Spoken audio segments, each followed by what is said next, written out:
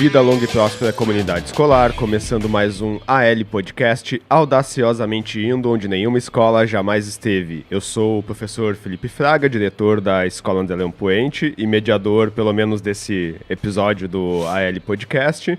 E hoje nós estamos aqui, mais uma vez, gravando no AL Podcast Studio, aqui nos estúdios da ProHub, com o oferecimento da ProVideo. E hoje a gente tem a felicidade de receber um ex-aluno da escola, o Bruno Lara, que inclusive foi meu aluno. Desculpe qualquer coisa aí, Bruno, eu estava começando na vida como professor ainda na época, né? Mas eu acho que eu tive minhas qualidades e alguns defeitos, né? Mas hoje eu estou compensando aí, né? Te trazendo para um projeto bacana de escola, né? Expandindo a escola. Eu acho que esse é digamos que o maior objetivo de uma escola é poder, inclusive, manter contato com os alunos depois que eles se formam, né? E o Bruno aí é um parceiro, a gente está sempre se conversando, né? Dá para dizer até que a gente conseguiu manter uma amizade aí na vida pós-escola, né, Bruno? Então, acho que, pelo menos com o Bruno, meu objetivo como professor aí foi cumprido e a gente ainda continua nessa caminhada, né? Não é todo professor de literatura que passa apocalipse para os alunos. É isso aí, né? Sim. A Batalha do Apocalipse, né, do Eduardo Spor, na tua época eu trabalhava bastante com mas esse... agora cá para nós aqui, como é que era o professor? Era legal, meio fraco, mas agora tá bom. Agora fraquinho. Tá. Não, melhorou bastante. Na época a gente dizia pra ele, não, Felipe, tu vai ser diretor da escola. Não gosto. Agora. Vai ser, todo mundo sabe. Tá aí, ó. Tá aí. Pegou gosto agora. Então, além do professor Viegas, estamos aqui com o colega de sempre aí, o Rodrigo, que é o parceiro de todas as horas, aí, além de tudo escreve as nossas pautas, né? Então, as últimas pautas, inclusive a que a gente vai gravar hoje, o Rodrigo é que produziu, né? Então é o nosso escritor principal, né? Mas então nós convidamos o Bruno hoje para conversar aí principalmente sobre jornalismo para a internet, sobre produção de conteúdo para a internet também, porque o Bruno é jornalista, né? Formado, mas nós vamos deixar o Bruno mesmo se apresentar aí, depois a gente volta a conversar. Na verdade eu sou formado pelo ALP, né? Porque é incrível, cara. Quem conhece o LP sabe, se cria uma família, todo mundo se conhece, todo mundo se vê depois, né, Felipe? É incrível. O pessoal diz, estudei lá, eu também estudei lá, virou amigo na hora. E quando a gente vai nos shoppings de Canoas ali, então, todo mundo é do ALP aí, né? Quando eu entro ali, eu já vou com o braço postiço, assim, que ele vai abanando, assim, porque os dois shoppings, né, agora principalmente o novo ali, que é maior, a maioria dos alunos estão trabalhando ali, né, então... Mas eu imagino, né, cara, eu saía da Alvorada, ia aqui, no Bourbon, aqui na Sertória, que eu encontrava os alunos tudo, não tem, imagino do lado, né? Sim, né? Não, ali todo mundo se conhece, né, e eu trabalhei um tempo não só no André Poente, como no Rondon também, que é uma outra escola do centro, e que também recebe de todos os bairros, né, então aí a cidade é muito pequena, né? Quando a gente trabalha numa escola, assim, a gente acaba conhecendo todo mundo, né? E com o projeto de podcast, tem gente que já me conhece, que eu já não reconheço os alunos, né? Porque nesse tempo que eu tô há 12 anos já passou com uns 10 mil alunos por mim, né? E daí agora com o projeto do podcast tem alguns ali que nem alunos foram, que às vezes reconhecem também, né? Mas eu sempre fui o puxa-saco original, sabe? Aquele que é maior matemática, não entende muito do negócio, tal, daí vai dar o jeitinho brasileiro, aquele pra sair da escola. Senão eu tava até hoje tendo aula com a Veraci lá, né? Que ainda tá na escola, inclusive, né? A Veraci ainda vai ficar alguns anos conosco lá. Na matemática, assim, sempre fui muito zero à esquerda, essas coisas. Mas aí era notório que tinha um caminho para comunicação, né? Sempre conversava muito e tal, e tirava alguns professores da aula, Trovando, Fiado, o Alessandro e tal. Inclusive as aulas do Alessandro estão fazendo falta com esses debates aí sobre o nazismo. Ali no final, se sobrar um tempinho, a gente até conversa um pouco sobre isso. Mas como vice de professor, né, e aí nos projetos, a gente tem uma pauta ali que a gente vai seguindo, né? Inclusive a gente definiu aqui, então, algumas perguntas para serem feitas pelo Bruno, né? E a primeira é do Viegas, inclusive. A primeira já é minha? Depois da apresentação já é do Viegas. Já é minha, que honra. Tá enferrujado o Viegas desde... muito tempo, né? Sem fazer live, né? Não, a gente andou dando uma pesquisada nas tuas redes sociais aí, né? E vimos que tu tem aí um perfil bem arrojado, né? Tem bastante iniciativas aí, né? Procura resolver os desafios da comunidade e tal. Famoso metido. Não, mas tá bem ativo, né, na comunidade aí, né? E tu, quando foi aluno da escola, né, no ensino médio, tu desenvolveu um projeto voltado para os alunos do primeiro ano, né? Então, a nossa questão é essa, né? Se tu poderia falar um pouco aí desse projeto aí, né? Então, a gente desenvolveu lá no André Allen Point um projeto junto com a Junior Achievement, que é uma ONG, né, internacional lá dos Estados Unidos, super reconhecida. Nós recebemos palestras deles no ano passado, inclusive, na escola. E daí era um projeto voltado... Eles são voltados para o empreendedorismo, né? E esse projeto, a ideia era que os alunos do terceiro ano ali se envolvessem um pouco, né? No caso, eu que fiz essa parte, junto com os alunos do primeiro. Então, essa troca entre alunos também. E daí eles tinham que montar empresas, né? Eles montavam... Isso tudo partiu deles, né? Eles tinham que desenvolver qual produto eles queriam fazer o produto, montar a estratégia de venda, caixa, todo esse tipo de coisa. Então, ali a gente tinha alunos que montavam capinha de celular, a gente tinha alunos que montavam suporte de notebook e tal.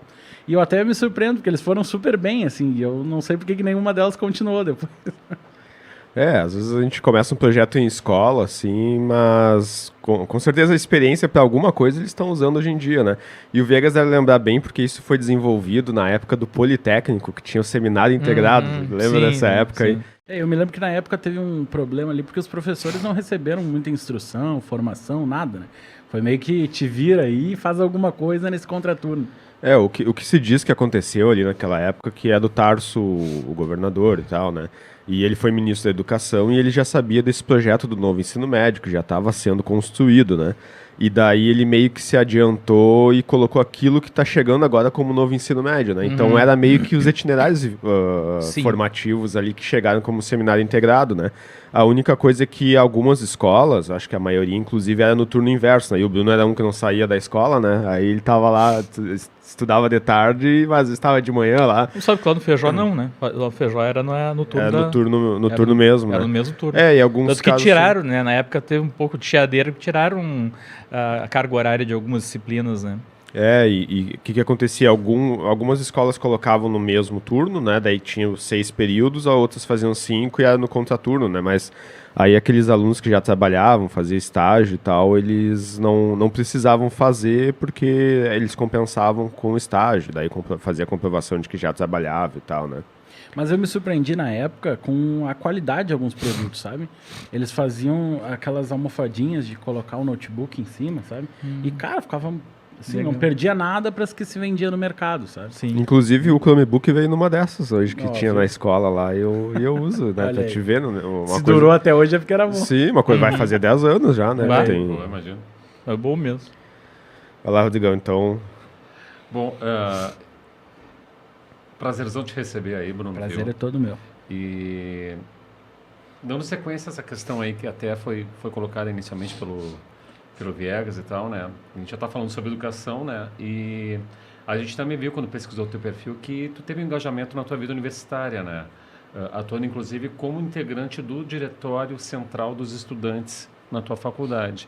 Então, eu queria que tu falasse um pouquinho para nós sobre a vivência que tu adquiriu nesse período, assim, os desafios que tu teve, né? O que mais te marcou nesse período, enquanto tu atuou nessa empreitada aí. Eu sempre tive um perfil meio voltado para a política, assim, o Felipe sabe bem, atuando de várias formas e tal. E na faculdade, isso eu acho que é meio que do perfil das pessoas, né? Tu não consegue se dissociar disso às vezes. E na faculdade acaba que tu tá ali também se envolvendo e no fim me convidaram para ser vice-presidente de uma chapa, né? Daí fui lá, fui vice-presidente e tal. Depois o presidente saiu, eu assumi como presidente. Então a gente trabalhou em várias questões que eram importantes ali para aquele ecossistema, né? Como, por exemplo, o transporte da faculdade até o trem, que era um motivo de assalto e tal. E no fim acabou que os professores também usavam, então eram serviços bem importantes. A gente recebia ali uma verba da instituição e no fim eles se beneficiaram muito, porque a gente fazia sala de jogos, a gente fazia um monte de coisa que era interessante, né, para eles também. E eu me lembro que essa experiência foi interessante para quem fazia parte, né? Porque eu assumi de vice para presidente e a minha vice assumiu de presidente também. Eu brinco até hoje, Rafaela, que foi um golpe isso daí que tu me deu. No Brasil é previsto, né, cara? Porque muitos dos presidentes acabaram com o vice virando presidente, né? Ou porque o presidente morreu, porque foi impeachmentado, né? Então já estava previsto, né? Cara, e os vices depois acabam virando diretor, né? Sim, acontece bastante, né? Te prepara, Rodrigo. Eu digo, quando o Rodrigo assume aqui a mediação, né? Inclusive hoje a gente vai gravar 2 episódios, né? No mesmo dia a gente tá gravando. Tu já tá preparando ele já. Já passei a sentiu, bola, né? Sentiu, né? Mas foi uma experiência muito legal, assim, porque tu recebe demanda dos colegas, né? Tu tá ali numa posição de representar os colegas e tu também tem que ter uma relação com a diretoria. Então acaba que tu faz esse meio de campo e é uma experiência bem interessante, assim. Mas, então, Bruno, quando tu estava fazendo a graduação em jornalismo e tal, tu chegou a receber um prêmio aí de jornalismo do Ministério Público, né?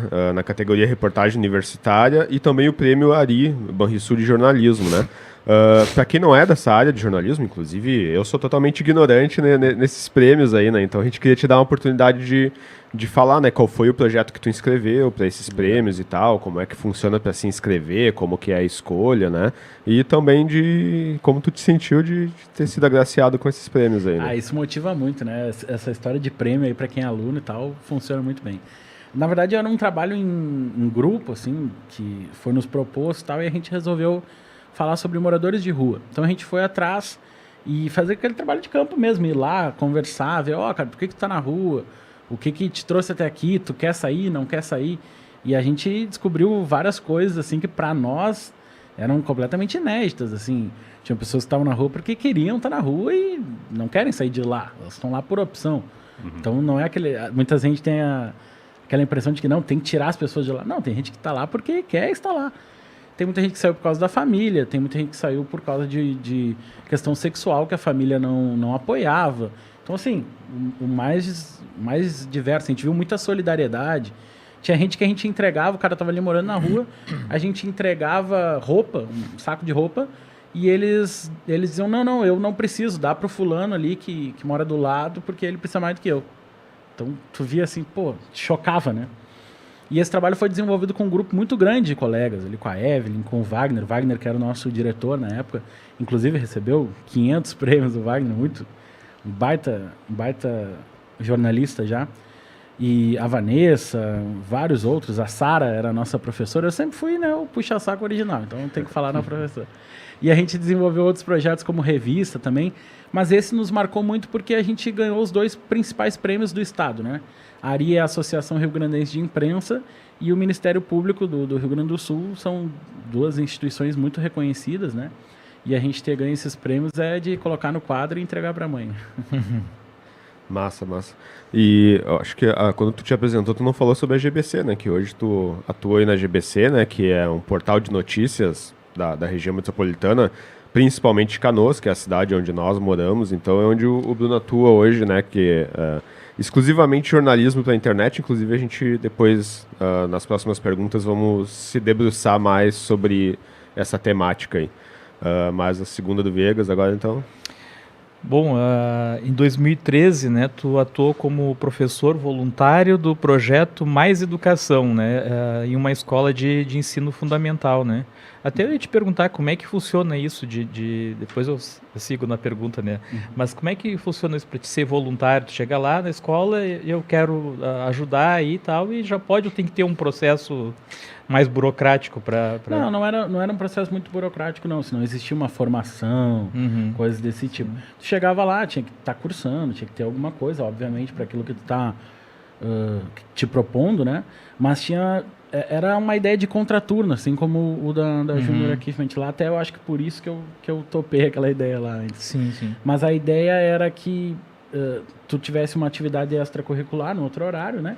E daí tinha professor de judô, professor de sei lá o quê, dando oficinas, né? E daí acontece que tu recebia uma verba ali, né? Tu recebia um pagamento, então não era só de graça, voluntário. Tá. Então isso incentivava muito a gente a fazer também. Só que é complexo, assim, para quem não tem a vivência de professor, quem não sabe fazer isso, né? Porque você está numa sala ali com 30 alunos, 25 alunos, crianças pequenas, né? Então, Tu tem aquela outra visão, né? Tu tá do outro lado agora, né? Não, e é muito complexo, assim, porque, sei lá, eu nunca tive essa experiência, eu nunca tive essa formação, né? Então, tu controlar ali 25 pessoas para fazer um jornal online, que era o que a gente fazia na época, saía alguma coisa, mas era bem complicado. Bom, aí continuando a questão, né? Então, tu foi assessor da vice-prefeita Gisele Weckert, de 2017 até 2020, né? E tu também participou de políticas públicas que visaram a redução do déficit de vagas da educação infantil, né? Colaborou também com a implantação da plataforma Google for Education. Isso me chamou a atenção, né? Porque a gente trabalha lá na SEDUC com o Google for Education, né? Mas isso, então, a nível municipal, né? Nas escolas municipais de Canoas, né? Então, como é que tu avaliou essa importância, né, da educação na tua vida e qual o teu esforço para que mais pessoas tenham, né, acesso a essa educação, né? Eu trabalhei junto com a Gisele ali, que era vice-prefeita, né? Junto no governo do prefeito Luiz Carlos Busato, né? E ela tinha muito esse olhar para a educação. Ele até falava que ele, como arquiteto, cuidava da estrutura e ela da alma. E ela é advogada, né? Sim. Não tem nada a ver com a educação, mas ela tem esse olhar. Então, todos esses 4 anos que ela esteve por lá, ela focou nessa pauta. Então, a gente teve ali alguns avanços, como eleição direta para diretor de educação infantil, que não tinha antes e agora também não tem mais, mas enfim, foi um avanço na época. E o Google for Education foi uma coisa interessante, porque a gente foi atrás, eles foram lá para São Paulo, fizeram aquela reunião, conheceram e tal. E é um projeto grande, né? Porque tu instalar isso numa escola particular, numa universidade, já é um trabalho grande, né? Imagina Sim. Em 84 escolas. É complicado. E eles colocaram como meta instalar nas 84 ao mesmo tempo. Não foi assim, vamos fazer aquele piloto, deixar funcionando bem e depois... Não. As 84, então, foram contempladas com projetos, receberam o carrinho com os notebooks, com os Chromebooks, na verdade. E foi um trabalho de divulgação muito grande, um trabalho com a imprensa, um trabalho para que os professores entendam o que é. Todos os professores foram receber formação também de como usar, como fazer e tal. E isso é muito interessante. Uma sala Google nas escolas também, que tem aquele ambiente Google diferente, com puff, com não sei o que e tal. Então, eu acredito que foi um avanço, assim. Até as crianças acabaram não usando muito, porque quando terminou o projeto, a gente já estava em pandemia, né? Sim. Então, acaba que muita gente foi conhecer essa história só agora, que estão voltando para o presencial. Mas, assim, o que levou vocês, a prefeitura, a se interessar pelo Google for Education? Porque eu vi ali 2017, eu não sei se começou nessa época ou foi depois. Foi depois. Foi depois, tá. Porque lá na SEDUC, aqui no estado, né, começou em 2019, né, Rodrigo, Sim. A implantação do Google for Education, né? Eu até ia te perguntar se vocês chegaram a conversar com o governo do estado, mas acho que vocês começaram quase ao mesmo tempo, né? Não, mas houveram conversas. Houveram conversas com o governo do estado também. A gente serviu de exemplo, né, pro estado. Outras prefeituras vieram ver o que a gente estava fazendo e tal. Porque era realmente inovador, né? A gente conheceu, eles foram até lá, então nem tinha nada aqui pra gente olhar. Depois a gente descobriu que o La Salle estava implementando isso também, né? Tinha uma sala Google e tal. Só que é aquilo que a gente fala, né? Um universo muito menor, tu pegar uma universidade, por exemplo, que é para adultos e tal, Sim. E tu querer colocar isso em 84 escolas, né? É muito diferente, porque daí tu vai chegar lá numa escola, no fundo de bairro, não tem internet. Sim. Aí tu tem que... Daí, às vezes, nem a operadora passa a internet na rua. É toda uma coisa enorme. Eu achei bem interessante porque, assim, eu já entrevistei outras pessoas ligadas a outras prefeituras, até na época que eu fazia as lives com o Mestre dos Magos, né? E ele convidou uma lá, o Mestre dos Magos, o Sérgio Job Lima. Abraço, Sérgio. O Sérgio convidou, né, uma lá da região dele, lá da região do litoral, né? E aí ela era empresária, no caso, e tinha fornecido o serviço esse de ter, né, o acesso à sala de aula virtual, né? E então, assim, a maioria das prefeituras aqui no estado não usam o Google for Education, elas contratam, né, outras empresas que fornecem um serviço, né? As escolas particulares também, a maioria, né? Então, assim, é interessante que uma prefeitura também adotou o mesmo sistema, né, do que o estado, né? Isso é muito interessante porque o aluno tem contato com as coisas que são atuais, né? Sim. Vai usar o Docs lá do Google, não é o que já fica salvo em nuvem e tal. Claro. Porque daí o cara tem contato, às vezes, com o Word lá, numa máquina mais ou menos, no 2007.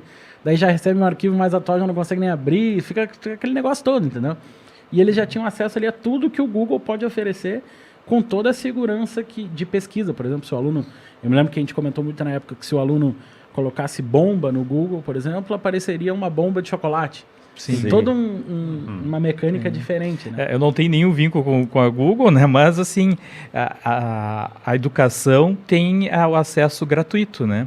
Tanto que tem a Microsoft também tem, né? O Office 365 tem, agora a gente está até fazendo um estudo para implantar lá na Seduc, né? Da Microsoft, né? E para a educação, para os outros órgãos todos é pago. Né? O IRGA é pago, a SPGG é pago, a Seduc, né? A educação é gratuito. E o Google for Education também, né? E o Office também, a Microsoft também tem um sistema assim, gratuito para a educação. E até eles têm uma classificação, né? E1, vários planos, né? E1, E2, E3, F1, F2, e o da educação é o A1, que tem as mesmas funcionalidades do E1, que é pago, mas para a educação é gratuito. Eles têm agora também até o Classroom da Microsoft, né? Que é meio que interligado, é o Microsoft Teams, né? E daí ele é tudo videochamada, Classroom, tudo junto ali, né? Sim. E é muito interessante que o Google ele dá todo um suporte, assim, sabe?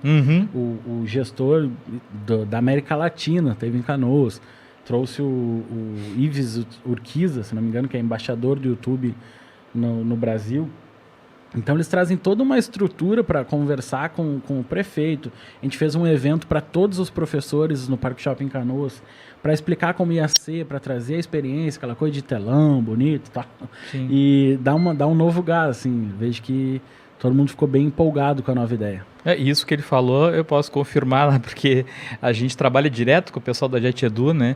E qualquer dúvida que a gente tem, tu entra em contato com eles e eles prontamente te ajudam, né? Não é porque é para educação, né? Não é pago, né? Que eles te dão atendimento na hora. Então, realmente eu não entendo por que outras prefeituras escolhem pagar, né, um serviço se tem da Google, tem da Microsoft. Mas né? eu me lembro que teve um investimento bem grande em notebooks, né? Em Chromebooks, na verdade. Os carrinhos, os Chromebooks, esse era o único custo que tu tinha. Alguma coisa tem, né? Alguma coisa eles querem vender, porque afinal eles, né, vivem disso, né? Inclusive agora a gente está perdendo, né, no Meet a versão de gravar, né? Sim. Não vai ter mais essa Já funcionalidade. inclusive, Já sumiu. Eu tô com uma conta experimental lá, a conta Plus, que ainda grava. Grava pelo OBS, que é de graça. Né, quem sabe, né? Mas o problema é que a maioria dos professores não sabe, né? Então tem que ser fácil, né, o acesso. Que uma das coisas que aconteceu, que eu notei durante a pandemia, é que eles liberaram muitas funcionalidades exatamente por causa da pandemia, né? Que não existiam antes, eles foram colocando, até para dar aquele gostinho, né? Olha como é que é, agora vocês vão ter que pagar, porque é um mercado, né? Esse negócio do Google é interessante porque ele desperta o empreendedorismo também. Mas uma história que a gente ficou sabendo é que eles detectaram lá no Nordeste um aluno que ele montou uma Netflix caseira. Porque o acesso é ilimitado, claro, a quantidade de dados. Não é aqueles 15 GB de drive. Então o que ele fazia? Ele baixava um monte de filme, mas um monte de filme, série, coisa arada, e daí deixou uma nuvem enorme. Agora ele vai ter que pagar. E ele vendia para os colegas. Então, empreendedorismo puro. Sim, isso acontece bastante, né? Com limitado. A nossa conta também é limitada. Isso aí, uma vez tinha um colega meu que disse, vamos fazer um curso usando o Google Sala de Aula, né? E aí, na época, a gente ficou com essa dúvida. Tá, mas e se a gente ganhar dinheiro com isso, vender o curso, não vai causar algum problema? Porque, afinal, ele é usado para educação de forma gratuita. Não sei se o que esse teu amigo fazia era legal. Meu amigo não, só fiquei sabendo da história. Depois cobra a conta de mim. Se era legal ou não, a gente não sabe, né? Não sei se poderia dar um problema ou não, né? E essa questão de implementar nas prefeituras o Google for Education, tu estava falando que entrevistou pessoas que trabalhavam no município, então tu teve uma amostra disso, né? Mas eu notei bastante que os professores que a gente tinha na escola, que trabalhavam também no município, principalmente de Canoas, mas a gente tem muitas pessoas de Esteio, lá também em Esteio eu sei que também implementou. Quando chegou a pandemia, eles estavam muito mais preparados a utilizar as ferramentas Google, exatamente porque eles foram incentivados no município, né? E os professores que a gente teve mais que ensinar algumas coisas eram aqueles que trabalhavam só no estado.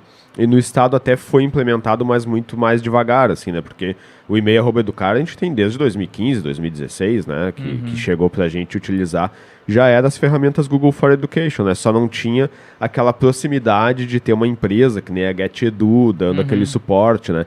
Por isso que as prefeituras, elas contratam a empresa, porque daí é muito mais fácil para dar formação e tudo, né? Porque a formação o Google dá, mas é por vídeo. Você tem que ir lá e assistir o vídeo e tal, né? Tem que procurar lá, Google for Education e tal. E se contratar uma empresa, ela mostra tudo, né?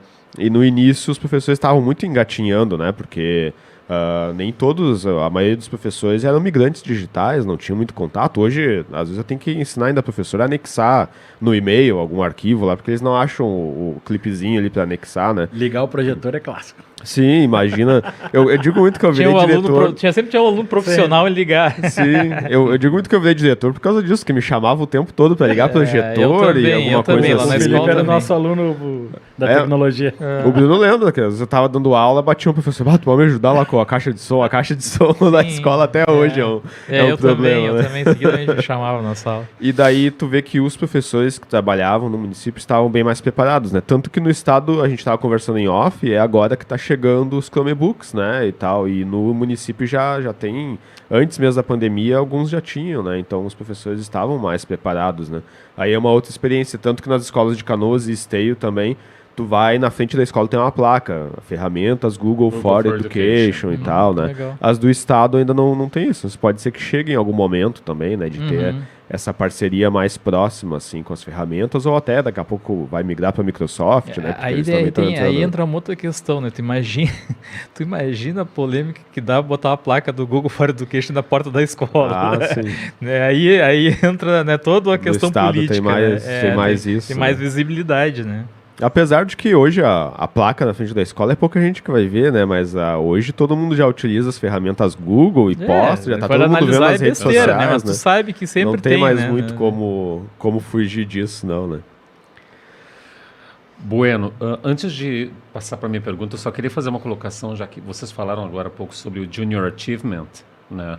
E eu participei lá por 2007, 2008 como voluntário num projeto que eles desenvolveram na época, que eu acredito que eles estejam conduzindo esse projeto ainda hoje, mas eu penso ser um projeto bem importante, principalmente agora nesse contexto pandêmico que a gente vive, que era um projeto chamado As Vantagens de Permanecer na Escola. Então, o que aconteceu? Naquela época, eu atuei em 2 escolas de ensino fundamental, acho que na 7ª série, para conscientizar os alunos sobre a necessidade de eles não abandonarem os estudos, né? Eu sei que hoje os projetos são mais voltados assim, à educação financeira, como economizar, a gestão do dinheiro e tal, mas eu acredito que esse projeto deles também tenha uma importância inquestionável, né? Então, abração aí, pessoal da Junior Achievement, e espero que ainda esse projeto ainda esteja sendo levado sendo conduzido, porque ele é muito importante. Né? E era um outro público, né, Rodrigo, mais de fundamental Mais e EJA, fundamental, né? E né, o ano passado, mesmo durante a pandemia, nós recebemos lá palestras da Junior Achievement também, foram 4, inclusive, né? Uma exato. por mês. E daí a gente fez nesse formato online, então mesmo durante a pandemia eles continuaram fazendo esse tipo de formação, até a parceria com a Seduc CRE, inclusive, né? Veio via CRE, tudo institucional, assim, oferecendo às escolas que quisessem receber, e nós recebemos lá, até teve uma boa participação dos alunos, né, inclusive. Foi bom, né? Mas, Bruno, é o seguinte, a gente gostaria que você falasse um pouquinho mais sobre o seu canal de comunicação GBC, né, que você está se dedicando atualmente, que dá notícias sobre Canoas, outras cidades também da região metropolitana. A gente gostaria de saber como é que esse projeto começou, como é que está o estágio dele atualmente, né, em termos de visibilidade, de acessos, quantas pessoas trabalham nele hoje em dia. Pode falar um pouquinho mais sobre esse projeto para a gente, por favor? Maravilha. A GBC ela começou com o James Anata, que é um jornalista lá de Canoas também, e ele já fazia isso há uns 6 anos atrás, e ele já tocava esse projeto. Então, depois que eu saí da prefeitura, eu fui para lá também, até por causa da formação e tal, já é uma coisa que eu fico mais à vontade de trabalhar com notícia, né? Então, ele cuida mais da notícia e tal, e eu faço mais a parte institucional, comercial, e essa parte também jornalística um pouco. E a GBC, ela cobre a região metropolitana, que é aquela que fica na sombra de Porto Alegre, né? Canoas, Esteio, Sapucaia, Nova Santa Rita, Cachoeirinha. Alvorada, não vai esquecer da minha cidade, né? Não, mas lá a gente não chega ainda. Não chegou ainda. Não, porque lá é meio longe. Pô. Então, é que quando a gente é em Canoas, né? A gente tem que atravessar Porto Alegre ali. Já pode contratar o Santos pra fazer Aí, a cobertura lá. Se quiser fazer um extra. Claro. E aí a gente cobre essas cidades. Aí hoje a gente tem um número de acesso bem relevante, né? A gente chega em 1,5 milhão de acessos por mês. Significa aí mais de 30 mil acessos por dia. A gente está falando daquela visualização, né? Aí o cara foi lá e visualizou 2, 3 vezes, conta 2, 3 vezes. Uhum. Então não é um número de pessoas, mas mesmo assim é um número extremamente relevante, né? A gente chega aí certamente em mais de 100 mil pessoas. A gente está falando em Canoas, por exemplo, que é uma cidade que tem 400 mil habitantes. Então é um chegar importante. E a gente está passando por esse momento de que a mídia tradicional ela tem as suas desconfianças, né? O jornal impresso é um jornal caro, um jornal que sai atrasado. Eu sempre digo que o jornalismo é uma profissão atrasada, né? Porque o jornalista ele só atua depois que a coisa aconteceu, né? Tem muita gente que acha ainda que jornalismo é dar opinião e tal. É uma parte, mas isso não é puramente jornalismo.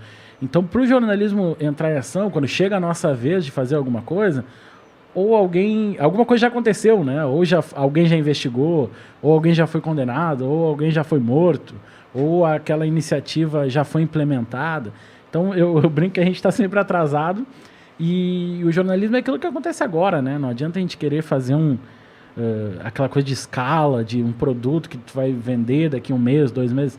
Não adianta. É muito rápido, né? É muito rápido. Se der a notícia um pouquinho atrasada, já era, né? Então, assim, é aquela coisa que e esse é o cuidado que a gente toma, sabe? Aconteceu um negócio agora, a gente vai lá e mete urgente, aconteceu agora. Depois a gente vai lá e mete agora, tal coisa, não sei o quê. Trem tá fora de operação agora. Por quê? Sim. Porque demora 1 hora, 2, o trem voltou. Então, o que adianta eu colocar isso no jornal de amanhã, né? Então, a gente tem muito esse Ontem foco. o trem parou e tal, né? Sim. Então a gente tem muito esse foco e é como tu disse, né? Passou 3 horas, não precisa mais publicar. Sim. O trem já voltou, a vida tá normal e segue o baile. Sim. É bem... Eu acompanho bastante o trabalho do Bruno ali, é bem hard news mesmo, assim, né? O que tá acontecendo, já sei ali, muitas coisas da cidade que acontecem, eu sei por ali, né? Porque eu tenho tanto a lista de transmissão da GBC mesmo e o Bruno também encaminha ali, né? O que quer dizer o GBC ali? É Grupo Brasil de Comunicação. E é uma tarefa bem difícil de fazer, porque muitas vezes tem até que escolher o que eu mando agora, né? Porque tá acontecendo 4, 5, 10 coisas ao mesmo tempo. E não sabe. E quando a notícia recém aconteceu também, para saber ser fidedigno com o que tá acontecendo, tem que ter todo um critério ali, né? Pra se fazer isso. Tu não vai, claro, não vai dizer as fontes, né? Mas como é que tu busca essas informações para tê-las bem rápido? Chega por tudo que é lugar. Pela internet, ou alguém te vai te passando, a gente chega muito longe, né? Sim. Então acontece que as pessoas vêm e nos mandam. Às vezes chega da polícia, às vezes chega da vítima, Sim. chega de vários lugares. Deve ser mais ou menos. Eu escuto muito rádio, né? Eu sei que o Felipe também, né, gosta de rádio. E às vezes a gente tá no trânsito ali, uma pessoa manda, né, pelo WhatsApp ali, tá tudo trancado aqui na Sertório, por exemplo, né? E aí já na hora o cara já diz, o fulano aqui avisou, né? Então acredito que mais ou menos isso que acontece. Geralmente é assim. E é por isso que o jornalismo ele tem que ser profissionalizado, né? Tu tem que ter um cuidado. Porque o que a gente aprende na faculdade faz falta para muita gente é que todo mundo que te passa uma informação tem um interesse, né? Sim. Tu tem que saber disso. A pessoa que tá te passando aquilo, ela não gosta do vizinho. E daí ela viu que o vizinho foi preso, ela é a primeira a te mandar. Sim. Mas esse, por exemplo, do trânsito, talvez porque ele queira que tu fale o nome dele. Lá, o Viegas lá tá me dizendo tal coisa. Disse meu nome na rádio lá, né? Então, às vezes não acontece o interesse muito, seria esse, né? Não acontece muito no hard news, mas tu vai ver depois isso acontecer na política, por exemplo.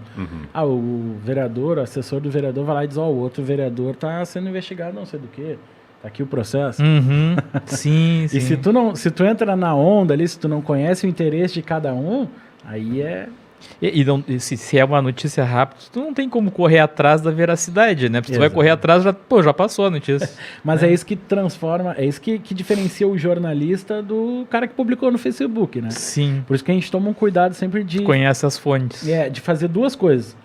Uma matéria inicial, que é aquela... o cara foi morto a tiros no bairro tal, em Canoas, tal hora. Matéria inicial curta, o cara morreu. Depois a gente investiga. se o cara tinha antecedentes, se foi uma disputa de tráfico, sei lá, teve um feminicídio em Canoas na última semana, era um ex-namorado dela e que era o principal acusado. Mas nisso, até chegar nisso, a gente precisa confirmar com a polícia, a gente precisa não sei o quê. Então, no início, a gente não diz isso. Foi o cara. Né? Porque a gente precisa toda uma credibilidade, né? Eu acompanho muito o jornalismo, né, de futebol, né, de esportes, né, e os caras, como é que eles conseguem as informações, né? O cara tem acesso a um jogador, ou tem o cara da limpeza lá dentro, né, do Beira-Rio, lá da arena e tal, né, que passa, vocês têm esse tipo de fonte, claro, sim, tem essas fontes confiáveis. Sim, sim. O cara que dirige a SAMU, o cara que é o diretor não sei da onde. Tá. E essas fontes são muito variadas. Muito importantes, assim, né? E no esporte também tem isso que... Essa questão do interesse, entendeu? Tu faz alguma coisa? Tu gosta Gosto bastante. Não atuo muito, mas gosto bastante. Inclusive, sim. Boné do Colorado 2006, campeão do mundo. Olha só aí. vou lembrar. Esse é dos meus. É dos nossos. Aí. Só o Rodrigo não vai gostar. 3-1 aqui, tô perdendo. Tu tá sempre minoria aí, Rodrigo. Acho que tu tem que repensar essa situação. Até o cenário tá vermelho hoje. Mas aí acontece o seguinte, o jogador, por exemplo, quer ser vendido. Não tem proposta pro jogador. O que ele faz? O empresário dele vai lá, larga no jornalista, chegou uma proposta pro fulano. Pô, mas não chegou nada de proposta pro fulano, mas daí ele já joga isso, o outro time, o fulano tá vendo, entendeu? Sim. Então tu tem que saber esse interesse. Tá acontecendo muito, vamos sair um pouquinho, tá acontecendo muito agora no Inter, né? O Inter se interessou pro jogador lá, não, mas aqui o Flamengo tá interessado, o Palmeiras, daí o preço do cara já vai lá em cima. Exatamente. Então, isso é uma especulação que se faz, e o jornalista tem que saber isso para não ser usado, entendeu? Sim. Eu tenho que saber quando o cara tá querendo não levantar é fácil, o valor né? dele. Não é fácil, tem que saber bem, né, onde e isso, o que prejudica muito isso é a velocidade. Porque antes já era ruim porque tu tinha um jornal para botar na rua todo dia, né? Mas tu tinha um dia inteiro para confirmar. Tu falava com fulano, presidente do clube, ô presidente, tu tá querendo mesmo contratar o fulano ou é a história dele? Hoje em dia já é difícil fazer isso. Porque tu tá ali com 20 matérias para fazer no dia, não tem nem como. sempre dá. Indo pro encerramento aí, então, Bruno, já que a gente está falando sobre jornalismo e também sobre conteúdo para a internet, tu até citou ali, quando tu citou do Alessandro, sobre as aulas de história. Tem que botar o Alessandro em rede nacional falar sobre isso. Botar em rede nacional, né? Até é bom a gente aproveitar a pauta, que é conteúdo para internet e jornalismo, e para falar um pouquinho sobre o caso que aconteceu essa semana aí, que até movimentou bastante as redes sociais, principalmente sobre o Monark aí, o que ele falou sobre nazismo. Esses podcasts. Junto com o Kim, né? É exatamente isso. Os caras que falam demais. É exatamente isso que tu falou, né? Ainda quando tu citou o Alessandro, eu lembrei que o Monark, depois do que falou, ele botou a culpa na bebida ainda, né? Coitado de quem bebe ainda, os caras, né? Ficou aquilo, quem bebe ainda vira nazista. Eu lembro que o Alessandro ainda postou assim, tá no terceiro copo e ainda não virei nazista, né? E nós, como escola e como um projeto de escola, a gente realmente tem essa preocupação de fazer o conteúdo com responsabilidade, inclusive, né? E é sobre isso que a gente está falando também, que o jornalismo também tem que ter esse tipo de responsabilidade, né? E o que eu notei ali que aconteceu é que por ele ser despreparado, ele não se deu conta que o tamanho do projeto, né? Porque eles têm, às vezes, 8 milhões de visualizações, 5 milhões, 3 milhões de seguidores, eu acho que eles têm 3 ou 4 milhões, né? E ele não se deu conta primeiro, o absurdo do que ele disse e da repercussão que ia ter em cima disso, né? E então, tanto o professor de história, como é o caso do Alessandro que a gente citou, é o caso do Rodrigo também, né? Eu lembro que quando eu ainda estava em sala de aula, eu discutia muito isso com os alunos, porque até ali o governo Dilma existia, acho que até o Viegas, apesar de ser da matemática, vai lembrar que na redação do Enem existia uma regra que tu não podia ferir os direitos humanos enquanto tu fazia a redação. O Bruno deve lembrar que falava muito sobre isso. E toda vez que eu abordava isso em sala de aula, vinha aquela discussão, por quê e tal, né? Pô, mas daí, petista. Se eu for lá e defender pena de morte na redação, então quer dizer que eu vou ser desclassificado, né? E alguns alunos achavam um absurdo e tal. E daí virava uma polêmica ali de defender o porquê daquilo, né? Existia exatamente essa regra por causa desse tipo de coisa, que é para ensinar ensinar esse tipo de coisa, né? Que quando tu for te comunicar, tu tem que ter cuidado com algumas regras, legislações e tudo, né? Sim. Hoje, infelizmente, essa é uma regra que já não existe mais no Enem, né? Então, o cara pode defender qualquer coisa hoje, quando for escrever uma redação do Enem ali, que ele não vai ser desclassificado, né? Então, se o Monarca escrevesse a redação do Enem e colocasse o absurdo ali que ele falou, ele não seria hoje desclassificado no Enem, né? Mas na época em que eu estava em sala de aula, ele seria, e era uma regra que existia exatamente para ensinar esse tipo de coisa, e era o que eu colocava em sala de aula para os alunos, né? E é o tipo de consciência que um jornalista tem que ter, um professor de história tem que ter também, né? Como eu disse, o Rodrigo sabe muito bem exatamente por ser professor de história aí, né? Mas só para a gente poder falar um pouquinho, até porque como a gente está nesse projeto de podcast e tudo, eu sei que essa semana teve inclusive um olhar um pouco diferente para essa coisa do podcast, né? E até dos pais, assim, pô, a escola ela tem podcast, olha o que aconteceu, né? E a gente sabe que vai ter um olhar em cima do podcast exatamente por causa desse acontecimento. A gente vai ter mais pais e alunos nos assistindo e até prestando mais atenção no que a gente vai estar falando. Eu acho importante dar esse recado aí de que tem que ser feito com responsabilidade, principalmente por nós sermos uma escola, e a gente tem bastante essa consciência de que tem coisas que não podem ser ditas, né? Eu queria perguntar para ele, assim, aproveitando que a gente está falando sobre esse tema, tu já escreveu alguma coisa que tu te arrependeu depois? Não era bem isso que eu queria, ou deu uma repercussão, alguma coisa assim que... sim. Não que eu tenha me arrependido, assim, mas às vezes tu percebe que tu muda de opinião, né? Porque tem até uma brincadeira que diz que quando o cara é jovem, o cara é de esquerda, depois ele vai crescendo, vai indo pro centro, depois de direita. Mas é que eu acho que a gente... Não, eu espero que isso não aconteça. Não, mas eu percebo assim que a gente vai mudando de opinião. Sim. Às vezes eu escrevi algumas coisas, umas colunas de opinião num jornal em 2015, que eu já não sei se eu penso igual, assim, sabe? Mas não me arrepender por ter feito alguma coisa estrúxula, assim, e tal. Mas eu acho que a gente está vivendo também um momento de muita falta de profissionalização, assim, sabe? Muito amadorismo, assim, e isso sendo incentivado, assim, pelo governo, pelas autoridades, pela sociedade, enfim, porque a sociologia, a filosofia explicam, né? Tu vai pegar lá, Castells vai te dizer da teoria das bolhas, tu vai pegar, sei lá, a teoria da sociedade líquida de Bauman. Isso. Eu não vejo os alunos, muitas pessoas, com a capacidade de linkar as duas coisas, sabe? E aí a gente percebe que a gente está indo por um caminho onde as pessoas não precisam mais ser qualificadas para fazer o que fazem muitas vezes. Então lá o Dr. Enéas dizia nas eleições, para ser presidente não precisa de nada. Para pilotar um voo precisa de horas de voo, para ser médico precisa de horas de não sei o quê, para ser professor precisa de estudo. E eu faço uma adaptação da frase: para ser jornalista tu não precisa de nada? Tu não precisa de formação para ser jornalista? Sim. E hoje não precisa. Então eu vejo muita gente dizendo, não, eu sou jornalista. Liberdade de expressão é uma coisa, liberdade de imprensa é outra. Porque tu não está ali dando uma opinião, tu está ali trazendo uma informação do que aconteceu. Tu tem que ser responsabilizado pelo que tu está falando.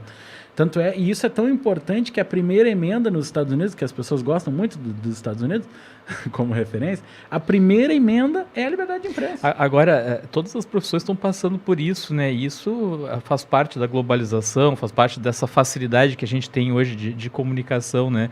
Porque tu vê assim, o médico, hoje todo mundo é um pouco médico, todo mundo dá receita. Todo mundo troca de jaleco toda semana, né? Agora tem os especialistas na guerra da Rússia e dos Estados Unidos. Pois é, o professor mesmo, uma coisa que irrita muito os professores é que todo mundo opina sobre educação. Todo mundo diz como tem que ser, quando que tem que dar aula, que hora que tem que dar aula, quantos períodos tem que ser, o que pode, o professor de história pode falar na aula. Se religião, história, filosofia é importante ou não é? Como que o professor de matemática tem que ensinar a fazer cálculo. As pessoas falam isso sem estar no chão da escola. Isso. Então, assim, isso aí é uma coisa que eu acho que a gente, não adianta ficar bravo, a gente tem que aprender a conviver com isso e saber mostrar, né? Por exemplo, nós aqui, a gente não vai vir falar de notícias aqui, né? E tal. A gente está vindo sempre falar sobre educação, né? Eu até prefiro os temas de educação porque eu me sinto mais à vontade para falar, porque eu acho que a gente tem uma certa propriedade para isso, né? Assim como tu tem a propriedade para falar sobre jornalismo, né? Então, agora, é bem que tu falou, tem pessoas falando de tudo, né? E principalmente a política, todo mundo gosta de falar de política, né? E aí mete os pés pelas mãos, né? E eu acho que a gente está num segundo passo, porque a gente não está mais só no passo de falar sobre as coisas. A gente está no passo de atuar, de ser o profissional daquela coisa que não tem Sim. conhecimento. Então, A gente influencia a opinião das pessoas, né? Então a gente pega o motorista de aplicativo, tá? O motorista de aplicativo, ele dirige 12 horas no trânsito. Ele não tem preparação nenhuma. Então ele está ali 12 horas no trânsito, que é uma coisa extremamente estressante, com pessoas que ele nunca viu na vida, entrando sei lá quantos passageiros num dia. E, beleza. Daí a gente cai naquela historinha de que, não, isso é empreendedorismo, isso incentiva a renda e tal. Eu já acho que a gente está caminhando para um momento onde a profissionalização está sendo baixada. Então tu Amadorismo. tu tem o amadorismo, daí tu tem o advogado. Precarização do trabalho. Tem o advogado que é contratado PJ, em vez de ter os direitos dele, ele tem que fazer Uber para conseguir complementar a renda, o engenheiro, o professor. Daí tu pega desastres como esse do Monark, tem esse problema também. Tu pega Boate Kiss lá da vida. É um cara lá que tava fazendo um extra, ganhou 50 pila para ir com a banda lá, acendeu o negócio, morreram 260 pessoas. Então, para ti ser o holding de uma banda, tu também não tem que ter formação nenhuma. Quem é que cobra? Quem é que fiscaliza? Então, eu acho que esse é o problema. É.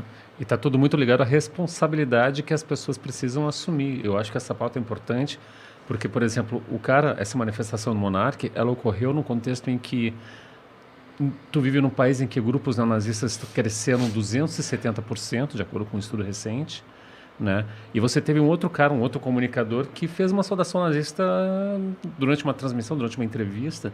Então, isso é muito preocupante, né? Você também está num ano eleitoral e esses grupos aí que estão se expandindo no país também estão se armando, né? Então, são coisas assim que estão diretamente ligadas à liberdade das pessoas, mas que tem que ser vivenciada com a responsabilidade que elas assumem por aquilo que elas dizem. Porque tu não pode defender que um partido nazista tenha que o cara nazista possa ter um partido sem entender o que um partido pode fazer. Exato. E isso está diretamente... O cara, quando fala isso, ele está cometendo um crime. Tem uma lei que eu não lembro se é 7.716, alguma coisa assim, de 89, que tipifica como crime. Então, o que o Monark fez, ele cometeu um crime... E um partido político tem as suas liberdades, as suas atribuições. Tu pode juntar pessoas, tu tem liberdade de se reunir, tu tem liberdade de colocar candidato, tu vai receber verba para fazer campanha. Exato. Não é uma coisa assim de tipo, não, nós vamos pegar e vamos ignorar o que ele fala. Não é assim, não. Eu vi até alguns comentários, inclusive na Gaúcha, que eu estava escutando essa semana, daí chamaram lá especialistas, não sei se era sociólogo, historiador, alguma coisa assim. Em algum momento ele disse que a educação falha muito. Eu, por exemplo, não aprendi sobre nazismo na escola, né? A escola ensina, né? Agora, bota o Alessandro em horário nacional, pelo amor de Deus. Exato. Agora, se o aluno está prestando atenção, se o aluno foi na aula aquele dia, o tempo que o professor de história tem ali, 2 períodos por semana, ou mesmo lá no fundamental, é um pouquinho mais, né? Mas nem sempre o professor tem a atenção cativa do aluno ali, né? E mesmo assim, é só abrir o livro de história ali, né? Então, essa é uma questão que ela já foi discutida nos anos 50, 60, 70, 80, né? Nem precisava estar discutindo. O nazismo é um absurdo pronto, né? Não tem nem que se discutir se pode formar um partido nazista, é um absurdo. E tem muita gente que não se aprofunda nos assuntos, né? Porque tu leva essa teoria liberal, assim, de que tu tem liberdade de expressão e tal. Mas tem outros direitos que as pessoas têm. As pessoas têm direito à vida, as pessoas têm outros direitos e um não é mais importante que o outro. Então tu não pode, porque eu tenho direito à expressão, que eu posso ir lá e contar uma mentira sobre o Felipe. Tua liberdade de expressão não pode ser salvo-conduto para tu cometer crimes. Exatamente. Né? Então eu não posso ir lá e inventar uma mentira do Felipe. Não é liberdade de expressão. Isso é crime. Sim. Mas só para encerrar o assunto e depois a gente encerrar o episódio, para a gente não passar muito de 1 hora, né? Eu só queria encerrar também que foi dentro da questão levantada, isso o Rodrigo é professor de história, que ele não vai me deixar mentir.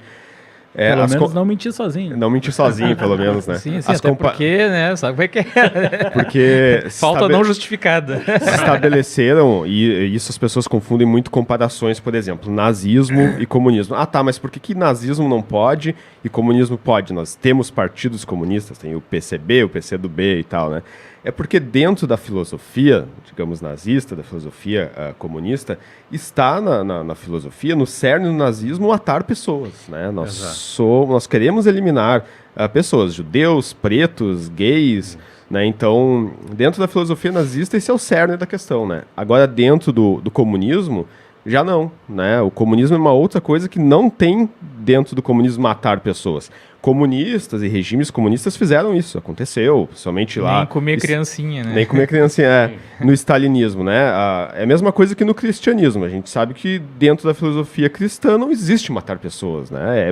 É o contrário disso. Mas a gente sabe que existiu uma Inquisição, então a gente não pode reduzir o cristianismo à Inquisição que matava pessoas, assim como a gente não pode reduzir o comunismo a regimes que matavam pessoas, né? Agora, já o nazismo sempre que existiu e está no cerne matar pessoas, né? E então, aí se encerra a questão. Nazismo e comunismo são muito diferentes, né? Isso é aquela falta de ir mais a fundo no assunto, né? Fica muito exato, raso. E daí tu escuta lá o Rodrigo Constantino lá falando que é assim, deu. Que nazismo é de esquerda. Tu faz o mínimo esforço comum lá e vou seguir o cara e deu, porque eu acredito nisso e é Bolsonaro e já era. Deu. Mas, então, já fazendo a minha fala de despedida, né? Eu fico muito contente, como eu disse lá no início, de poder receber o Bruno aí, né? Então, porque o Bruno foi meu aluno desde o primeiro ano, a gente então ficou 3 anos juntos na escola, né? Inclusive, eu estava lembrando hoje, tu te formou em 2013 ou 2014? Acho que foi 2012. 2012, né? Então, pegou todo esse período, assim, de efervescência, onde a coisa ia vir depois de junho de 2013 ali, né? E todos os acontecimentos Estava nas ruas lá que vieram, né? E então fico muito feliz de poder receber o Bruno aí, da gente poder conversar, de poder expandir a escola de alguma forma. Nós não estamos dentro da escola hoje, mas nós estamos numa escola expandida aí no mundo virtual. Então agradeço muito a presença do Bruno aí, espero que o Bruno venha fazer parte do AL Podcast, né? Até estando na mesa aí, até como entrevistador, talvez até como apresentador. Já fica o convite para ele ter um quadro dentro do AL Podcast, a gente fazer uma parceria aí com a GBC, inclusive, né? Faz tempo que a gente vem conversando sobre isso, vamos ver se esse ano a gente consegue colocar aí em prática, né? Mas daí os meninos fazem as falas de despedida e por último o Bruno, então. É um prazer ter conhecido o Bruno aí, queria te dar os parabéns pelo teu trabalho, pela tua trajetória e te desejar muito sucesso aí nessa tua carreira de jornalista e é isso. Prazer de conhecer. Bruno, prazer te conhecer também e inclusive uma coisa que não foi dita ainda, o Bruno também tem uma participação bem importante no Instituto da Criança com Diabetes, né, Bruno? Legal. Então é uma